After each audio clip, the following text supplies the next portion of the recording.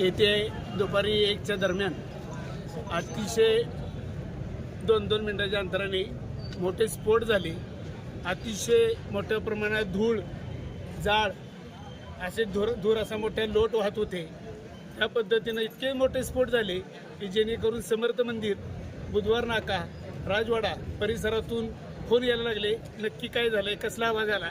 लोकांना सांगितलं आता असा स्फोट झालाय। आता जवळपासच्या तुम्ही बिल्डिंग पाहिल्या तर बऱ्याच बिल्डिंगच्या काचा फुटलेल्या आहेत बघा। आणि त्या पद्धतीने लोकांना इतका मोठा आवाज आला जेणेकरून आता इथं जेव्हा गर्दी होती ती सैरभैर पळायला लागली आणि कोणाला कळेन असं झालंय की आता आपण शेड पाहिलं, इथं चिकनचं दुकान होतं, सर्व्हिसिंग सेंटर आहे, येतात गाडी सर्व्हिसिंग चालू होती, गाडी सर्व्हिसिंग करत असतानाच मोठे स्फोट झाले। अशी एक व्यक्ती मृत अवस्थेत इतक्या जोरात उडाली, रस्त्याच्या मध्यभागी पडली, पूर्ण अक्षरशः त्याचा कोळसा झालेला होता। दोन्ही